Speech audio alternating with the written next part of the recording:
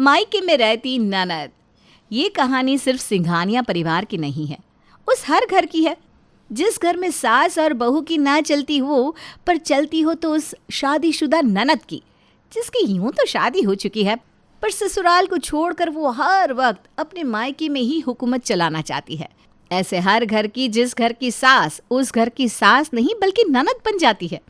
और एक ननद का अपने मायके में इंटरफेयर करना, ये आम से दिखने वाली आदत इतने बड़े मसले तक पहुंच जाती है जिसका कोई अंतर पार नहीं। तो आइए देखते हैं किस तरह से स्नेहा इस प्रॉब्लम से खुद को बाहर निकालती है। स्नेहा अपने ससुराल में अपनी सास, ससुर और पति के साथ रहती थी। उसकी शादी सिंघानिया परिवार में यही कहकर करवाई गई थी कि पूरे घर में वो इकलौती बहू रहेगी। मुश्किल से एक ननद है जिसकी शादी हो चुकी है। कहाँ एक साल में कभी वो एक बार अपने घर आएगी, बाकी समय तो स्नेहा की ही चलनी है।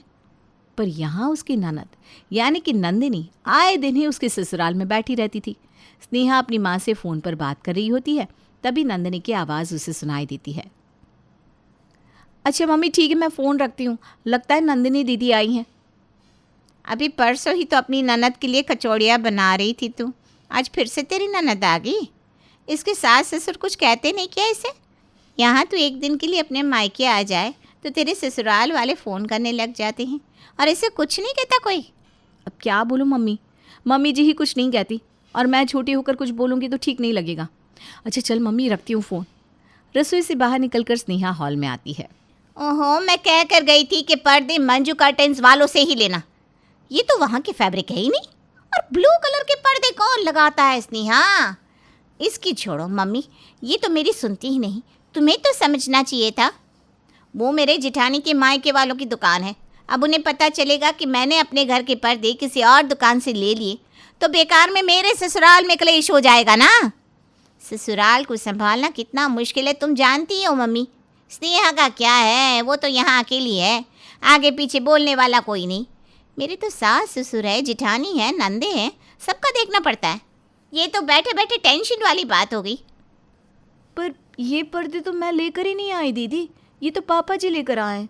उनके दोस्त के दुकान की ओपनिंग थी ना, अब जाएंगे तो कुछ तो लाना पड़ेगा ना, इसलिए बस 2 पर्दे लेकर आ गए। अब घर के सारे पर्दे भी चेंज करने बाकी हैं, वो पर्दे आप ले आइएगा। ठीक है, बेकार में मेरा मूड कितना ख़राब हो गया। कितने अच्छे मन से आई थी मैं। अच्छा हाँ, मैं ये कहने आई थी मम्मी कि यहाँ के पास के अपार्टमेंट में ना 40 लाख रुपए में एक फ़्लैट मिल रहा है। मैं तो कहती हूँ एक लेकर बुक कर दो। अरे बेटा क्या ज़रूरत है, हम मिलाकर मुश्किल से 4 लोग हैं, उसमें भी 2 घर हो जाएंगे। 2 लोग यहाँ रहेंगे, 2 लोग वहाँ रहेंगे। ऐसा जीवन मुझे नहीं चाहिए। मेरा तो सौरभ एक ही है। वो सच है मम्मी, पर एक और घर रहने से फ़ायदा भी तो रहता है। वो फ्लैट मेरे ससुराल से पास भी पड़ेगा। तुम जानती हो ना मेरे ससुराल में कितने प्रॉब्लम्स हैं। अरे इतने पूरे घर में एक कमरा आया है मेरे हिस्से में। अब तुम्हारा फ्लैट रहेगा तो अच्छा रहेगा ना, बच्चे भी बड़े हो रहे हैं, पढ़ने में तकलीफ़ नहीं होगी। मेरे तो जॉइंट फैमिली के घर में बच्चे पढ़ भी नहीं पाते, कम से कम अपनी नानी घर जाकर सुकून से पढ़ तो पाएंगे। अब मुझे ना इन चीज़ों की ज़्यादा समझ नहीं है बेटा। रात को तू सौरभ और अपने पापा से इस बारे में बात कर लेना। रात को सौरभ और राकेश दुकान से घर आते हैं। पास में बिल्डिंग की खुदाई हो रही है मम्मी, मैं सोच रहा था तुम्हारे नाम पर एक प्रॉपर्टी लेकर रख दूं, उसमें किराएदार लगवा देंगे। फ्यूचर में अगर तुम्हें पैसे की कभी ज़रूरत पड़ी तो तुम उस फ्लैट को बेचकर कैश उठा सकती हो। यहाँ फ्लैट लेने की क्या ज़रूरत है सौरभ?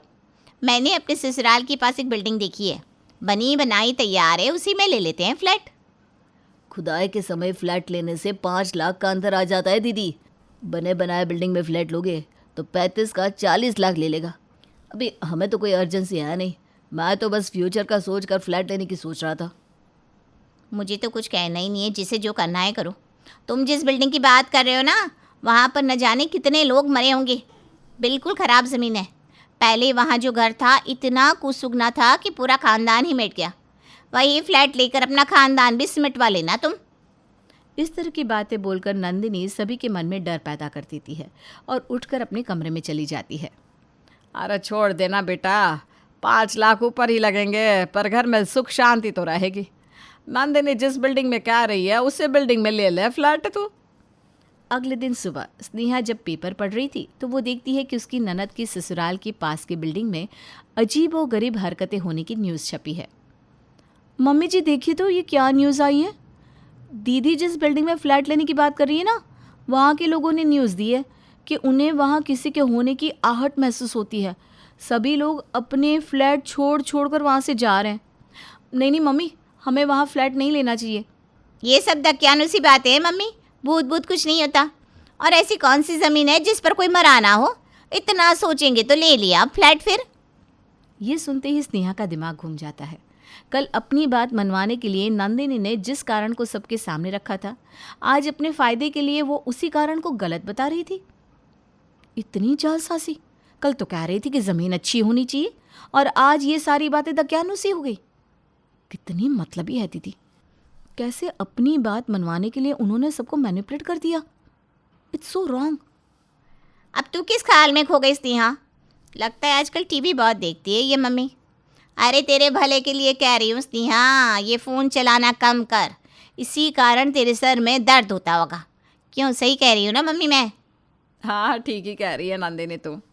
स्नेहा तेरे सर में दर्द रहता है ना बेटा, तो अब से फ़ोन मत चलाया कर। ला अपना फ़ोन मुझे दे दे, जब तुझे काम होगा तो मुझसे ले लेना। ये क्या बात हुई मम्मी जी? मैंने कहा ना मेरा चश्मा टूट गया है इसलिए मेरे सर में दर्द रहता है। आप बिना कुछ जाने दूसरों की बातों में आना बंद कर दीजिए। अच्छा, इतना कुछ कह ही दिया है तो ये भी बता दे कि मम्मी किसकी बातों में आ रही है। और ऐसा क्या बोल दिया मम्मी ने जो तू इतनी सी बात पर उन पर चढ़ी जा रही है? आप तो मुझे मत ही सिखाइए दीदी। बाकी सभी आपकी बात में आ सकते हैं पर मैं नहीं। हमारे घर में इंटरफेयर करना बंद कीजिए और अपना घर संभालिए आप। और उसी वक्त इत्तेफाक से सौरभ अपने घर आता है। दरवाजे पर सौरभ को आता देख नंदिनी फूट फूट कर रोने लगती है। घर से जाने को कह दिया तूने, मैं घर आई तुझे भाती नहीं ना। मैं स्नेहा किसी ने ठीक ही कहा है, शादी के बाद लड़की कम आएगा उसके लिए पराया घर हो जाता है। मैं तो सबका भला ही चाहती हूँ पर सबको खटकती हूँ ना। ठीक है, अब से मैं इस घर में कभी नहीं आऊँगी। ये मत सोचना स्नेहा कि मैं तेरे लिए अपना मन खट्टा करके जा रही हूँ। ना ना, तू तो बच्ची है। ये घर तो पहला तेरा ही है, मेरा क्या है, चली जाऊंगी पर मेरा आशीर्वाद हमेशा सौरभ पर रहेगा। अपनी बहन को रोता देख सौरभ भागते हुए अंदर आता है। क्या हुआ दीदी, तुम रो क्यों रही हो? किसी ने कुछ कहा क्या? ये तुम्हारा घर है दीदी, तुम क्यों जाओगी कहीं? क्या बात हुई मुझे बताओ। स्नेहा बेचारी आए दिन सर पकड़े बैठी रहती थी। मुझे लगा फ़ोन के कारण उसके सर में दर्द होता होगा, इसलिए बस मैंने कह दिया कि बेटा ज़रा कम फ़ोन चला। ये बात उसे बुरी लग गई। अरे मुझे 2 बात सुना देती तो मैं सुन भी लेती, पर मम्मी पर चिल्लाने लगी। मुझसे ना ये सब नहीं देखा जाता सौरभ, और मैं जानती हूँ ये उसकी गलती नहीं है। दिन भर फ़ोन चलाने के कारण किसी का भी दिमाग चिड़चिड़ा हो ही जाता है। तुमसे मुझे ये उम्मीद नहीं थी स्नेहा। तुमने दीदी को क्या कुछ नहीं बोला, पर अब भी वो तुम्हारी ही साइड ले रही है। सॉरी बोलो दीदी को। तुम्हें मेरी कसम दीदी, अगर तुमने यहाँ से जाने की बात भी की तो मैं किसी को सॉरी नहीं कहने वाली। आप अपने मायके में रहिए दीदी, मैं अपने मायके में रह लूँगी। बेचारी स्नेहा बर्दाश्त करती भी तो कितना। उसे साफ साफ नंदिनी के 2 चेहरे दिख रहे थे जो उसके ससुराल वाले बिल्कुल भी नहीं देख पा रहे थे। गलती सहती सहती स्नेहा आखिर फटकार बोल ही पड़ती है, पर इसमें भी नंदिनी सबके सामने अच्छी बन जाती है और बुरी बन जाती है स्नेहा। पर अब स्नेहा क्या करेगी? अपने मायके चली जाएगी या अपनी ननद को उसकी गलती का एहसास दिलवाएगी या कोई नया रास्ता अपनाएगी? इस कहानी के पिछले भाग में हमने सिंघानिया परिवार की बहू स्नेहा का डिलेमा देखा। बेचारी स्नेहा एक बहुत अच्छी बहू बनने की पूरी कोशिश किया करती थी, पर उसकी शादीशुदा ननद आए दिन ही उसके ससुराल में आकर बैठ जाया करती। और इतना ही नहीं, वो घर के हर छोटे बड़े फैसलों में अपना बड़ापन दिखाती और अपनी मर्जी के खिलाफ अपने मायके में कुछ भी होने नहीं देती थी। स्नेहा पहले तो सब कुछ बर्दाश्त कर लेती है, पर एक दिन अपनी ननद के ये 2 मुँहे चेहरे को देखकर वो चिड़चिड़ा कर बोल पड़ती है। स्नेहा और नंदिनी के बीच में बहस हो जाती है, पर नंदिनी थी बड़ी होशियार। वो दरवाजे से सौरभ को आता देखकर फूट फूट कर रोने लगती है। अभी आगे अपनी बहन को रोता देख सौरभ भागते हुए अंदर आता है। क्या हुआ दीदी, तुम रो क्यों रही हो? किसी ने कुछ कहा क्या? ये तुम्हारा घर है दीदी, तुम क्यों जाओगी कहीं? क्या बात हुई मुझे बताओ। स्नेहा बेचारी आए दिन सर पकड़े बैठी रहती थी। मुझे लगा फ़ोन के कारण उसके सर में दर्द होता होगा, तो मैंने बस कह दिया कि बेटा ज़रा कम फ़ोन चला। ये बात उसे बुरी लग गई। अरे मुझे 2 बातें सुना देती तो मैं सुन भी लेती, पर मम्मी पर चिल्लाने लगी। मुझसे ये सब देखा नहीं जाता सौरभ, और मैं जानती हूँ कि ये उसकी गलती नहीं है। दिन भर फ़ोन चलाने के कारण दिमाग चिड़चिड़ा हो ही जाता है। तुमसे मुझे ये उम्मीद नहीं थी स्नेहा। तुमने दीदी को क्या कुछ नहीं बोला, पर वो अब भी तुम्हारी साइड ले रही है। दीदी को सॉरी बोलो स्नेहा, और तुम्हें मेरी कसम दीदी, अगर तुमने यहाँ से जाने के बाद भी की तो मैं किसी को सॉरी नहीं कहने वाली। आप अपने मायके में ही रहिए दीदी, मैं अपने मायके में रह लूंगी। ये कहकर स्नेहा अपने कमरे में चली जाती है और अपनी माँ को कॉल करती है। तुम सही कहती थी मम्मी, शुरुआत में ही मुझे इन चीज़ों को रोकना चाहिए था, पर मैं सहती गई और दीदी की हरकतें बढ़ती गई। 1 हफ्ते में शायद मुश्किल से वो 2 दिन अपने ससुराल में रहती होगी। अब सच कहूँ मम्मी, वो 7 दिन भी यहाँ रहे तो मुझे कोई तकलीफ नहीं, पर ये क्या बात हुई कि मैं ये ना पहनूं, वो ना पहनूं, ये ना करूं, वो ना करूं, सब कुछ उनकी मर्जी से होने लगा है। तो बस अब वही इस घर में रहे, मैं अपने घर में रह लूंगी। मैं आ रही हूँ मम्मी। ये तेरा घर है बेटा, मैं तुझे कभी यहाँ आने से मना नहीं करूँगी, पर अब तेरी शादी हो चुकी है। तेरा पहला घर तेरा ससुराल ही है। कब तक भागेगी बेटा? लड़ना सीख। हर मुश्किल से बचने का एक रास्ता ज़रूर होता है, वो रास्ता खोज। तेरे यहाँ आकर बैठ जाने से कोई रास्ता नहीं निकलने वाला।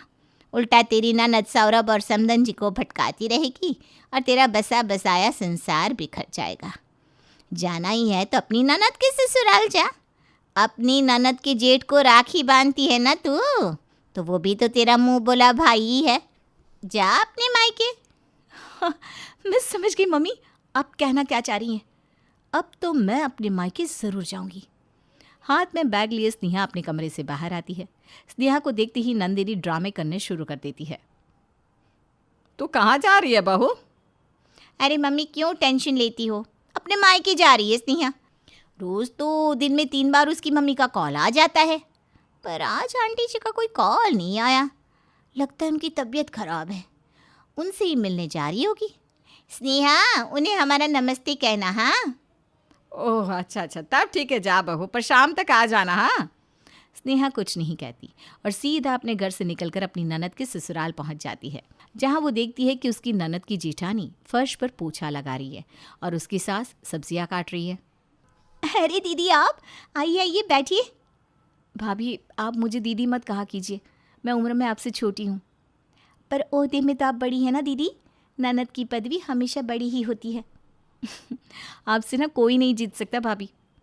वैसे आप क्यों पोछा लगा रही हैं? ये काम तो दीदी। अब क्या बोलूँ स्नेहा दीदी, शादी के तुरंत बाद ही नंदिनी ने कहा था कि रसोई वो नहीं संभालेगी, बाकी झाड़ू पोछा कपड़े माँ की सेवा करना ये सब कर लेगी। तो मैंने खुशी खुशी तीनों टाइम रसोई की जिम्मेदारी ले ली। पर अब वो यहाँ रहती कहाँ है? आपको तो मुझसे ज़्यादा पता होगा। आए दिन अपने मायके जाकर बैठ जाती हैं। मेरी शादी को आज 9 साल हो गए और इन 9 सालों में मैं बस 2 बार ही अपने मायके जा पाई हूँ। अब नंदिनी घर पर रहे तब तो मैं अपने मायके जाऊँ। माँ पर सारी जिम्मेदारी छोड़कर मैं मायके जा भी नहीं सकती। घर में अगर कोई काम वाली रख दूँ तो नंदिनी आती ही काम वाली से झिक झिक शुरू कर देती है। तो दीदी यहाँ भी किसी को जीने नहीं दे रही है। मैं वैसे इसी सिलसिले में आप दोनों से बात करने आई थी। आंटी जी, दीदी इस घर की बहू है, इस घर के प्रति उनकी जिम्मेदारियाँ होनी चाहिए, पर वो ना अपने ससुराल की जिम्मेदारियाँ निभा रही है ना अपने मायके की, और उनके कारण अपने ससुराल में एक काम वाली की तरह हो चुकी थी मैं, इसलिए मुझे यहाँ ना पड़ा। दीदी को अगर ठीक करना है तो हम सबको मिलकर काम करना होगा। चिंटू भैया को मैं राखी बांधती हूँ, उस हिसाब से ये मेरा मायका हुआ। तो नंदिनी दीदी अगर अपने मायके में बैठ सकती है तो मैं भी अपने मायके में बैठ सकती हूँ। अब ये अदला बदली उसी दिन होगी जिस दिन नंदिनी दीदी अपने ससुराल को अपना ससुराल समझेगी। वाह बेटा, तू तो मेरे घर मसीहा बनकर आई है। मेरी बहू अपने मायके में भी क्लेश का कारण बन रही होगी, ये मैंने नहीं सोचा था। हद है नंदिनी, तुझे जो समझ आता है कर, मैं तेरे साथ हूँ बेटा। तो फिर आप मेरी कहीं मानिए और इन सब्जी को छोड़िए और जाकर आराम कीजिए, रसोई मैं संभालूंगी। स्नेहा को तो अपने पूरे ससुराल को संभालने की आदत थी। वो आते ही सीधा ससुराल में चली जाती है, पर स्नेहा की गैर मौजूदगी में उसके ससुराल में सब कुछ उथल पुथल हो जाता है, क्योंकि नंदिनी तो रसोई में जाने वालों में से थी नहीं। अरे मम्मी, रात के खाने का समय हो गया, पापा और सौरभ आते होंगे, ज़रा स्नेहा को फ़ोन करो। ममता स्नेहा को फ़ोन लगाती है। अरे बहू, मैंने तुझे कहा था ना शाम तक लौट आना। संधन जी की तबीयत ज़्यादा खराब है क्या? मम्मी जी बिल्कुल सही समझा आपने। आपकी समधन के घर में ही हूँ मैं, श्यामा आंटी के घर में। हाँ, अकेले काम कर कर के ज़रा थकी हुई थी वो। अब दीदी तो आए दिन आपके पास आ जाती है, तो श्यामा आंटी पर घर का सारा बोझ आ जाता है। मैंने सोचा जैसे नंदिनी दीदी हमारे घर बेटी होने का फ़र्ज़ निभा रही है, आपका ध्यान रख रही है, तो फिर रसोई की चिंता करने की मुझे ज़रूरत क्या है। और मैं यहाँ आ गई श्यामा आंटी के घर। मुझे लगता है 1 हफ़्ता तो मुझे लग ही जाएगा मम्मी जी। अच्छा, आप ना अपना ध्यान रखिएगा।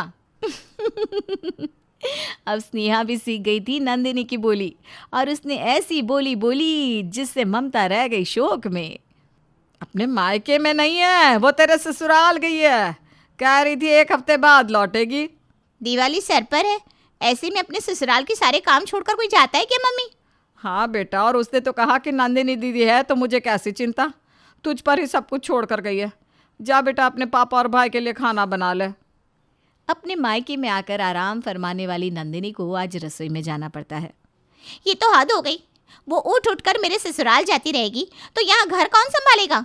मम्मी से तो कुछ होता नहीं, कपड़ा बर्तन झाड़ू पोछा, बाप रे बाप, नहीं नहीं नहीं नहीं, मैं नहीं कर सकती। अरे दीदी, रोटी। हाँ हाँ, लाती हूँ। बेटा, कल के नाश्ते के लिए याद से चने भिगो कर रख देना, और छोले भी। कहाँ ममता, तू भी।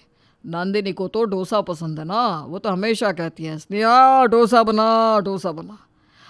कल डोसे का ही प्लान कर लेते हैं। ठीक है बेटा, तो घोल बनाकर फ्रिज में रख दे, रात भर में उसमें खमीर आ जाएगा। ये कहाँ फंस गई मैं? रात का खाना पूरा हुआ नहीं कि नाश्ते के बारे में सब सोचने लग गए।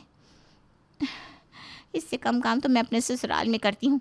आधा जेठानी कर लेती थी, आधा मम्मी जी, और यहाँ तो सब कुछ मुझे करना पड़ रहा है। इस तरह रोते रोते 1 हफ्ता पूरा हो जाता है।